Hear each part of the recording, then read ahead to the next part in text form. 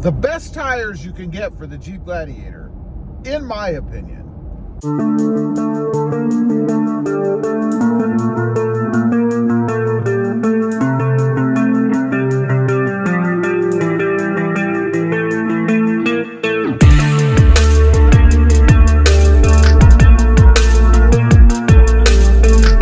Well, good evening, everybody, and welcome back to Automotive JT. And out running a few errands this morning. I had to get some gas, and real quick, I'll give you a little fuel economy update. I just filled up. Let's have a look as soon as I get to where I want to be on my screen here. Let's see. Got all kinds of things to go through. Okay.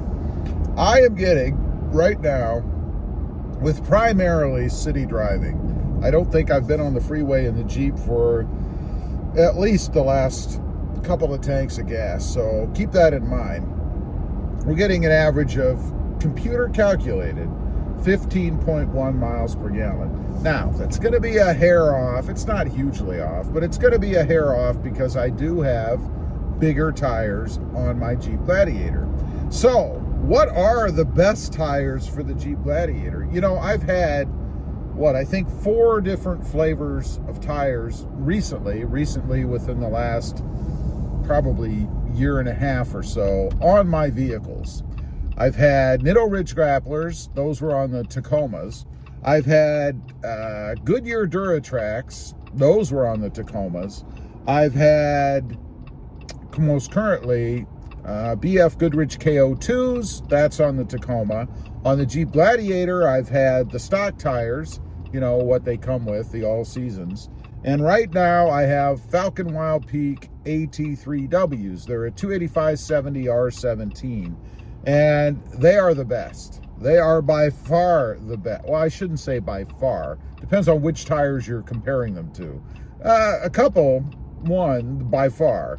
So what do I mean by that, I suppose? Well, let's go to the first ones that I ever had.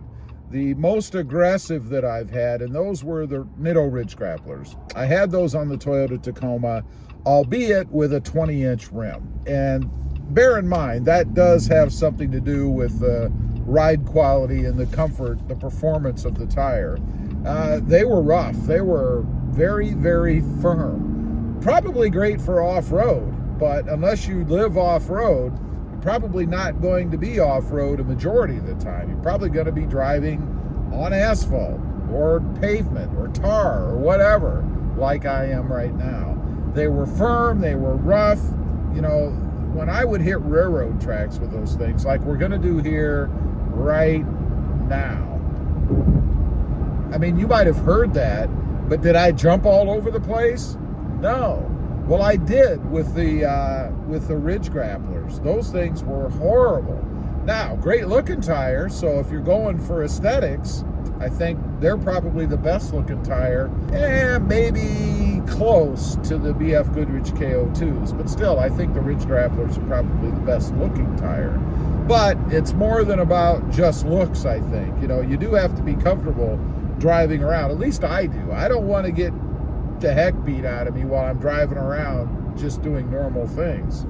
So in comparing the Falcon Wild Peaks to the Duratracs aren't bad. They're, I would say, a close second as far as comfort goes. A little bit rougher, a little bit firmer. I would say probably a little bit, maybe just a little bit more aggressive. Probably a tad bit better for off-road, but not markedly different. I liked them, but I did not like them as much as the Falcon Wild Peaks. The Wild Peaks are just a nice, smooth, softer. I wouldn't say they're soft. And while I'm speaking about comfort, you know, nothing is going to be as comfortable as the all-terrains, the tires that come with the truck. You know, they're designed for kind of 2 environments, if you will. They're not great for either, but they're good for both. Off-roading, of course, they can be utilized, but they're not going to give you the best traction. They're not going to have that grab that the more aggressive off-road type tires are, like the BF Goodrich KO2s, which we'll get to in just a minute, or the Falcon Wild Peaks, or even the Duratrax. But they do a good job, and for most people, probably going to be just fine. Now, in comparing the Falcon Wild Peaks to the KO2s, I recently put KO2s on my new Toyota Tacoma. I've never had them before, and I gotta say that when you start asking people about tires, I would say a majority of the responses you're gonna get are gonna be people saying that the KO2s are the best, you should have the KO2s. They are good, don't get me wrong. I probably would rank them about third so far when it comes to comfort. As compared to the Falcon Wild Peaks, they are firmer, they are a bit rougher, and they are a bit louder. They do look more aggressive. I mean, they have a deeper, beefier tread to them, but you're not going to get the ride quality that you get in the Falcon Wild Peaks. We're riding on Falcon Wild Peaks right now, and I'm on the roughest road that I drive on. Now, you can probably hear what they sound like. Now, of course, we're going to get some wind noise out of the Jeep anyway, because it's a Jeep. It's a box on wheels, right? So it's not going to be the quietest thing out there. And that's something that always cracks me up. There's a lot of people that complain about the sound in the Jeep Gladiator, and it's like, well, you know, it is a Jeep. I mean, it is going to be louder. You should know that going in. And that's not to say that you can't do things about it. You know, a buddy of mine, Randall, you've seen him on the channel probably, he did some sound deadening in his. Seemed to help. He seems to be satisfied with that. So you can make it quieter, but you still are going to have a louder ride in the Jeep Gladiator than you would any other, say, passenger car or even SUV. And then when you add the more aggressive tire tread to it, well, you're going to get a little bit more. But in my experience, and for the money, you know, it's funny to me, but Falcon Wild Peaks are not that expensive, relatively speaking. You're going to pay more, certainly for Nitto Ridge Grapplers. You're going to pay more for BF Goodrich KO2s. I'd say Duratrax going to be a little bit more for those, getting closer in price, but still going to be more costly than going with the Falcon Wild Peak.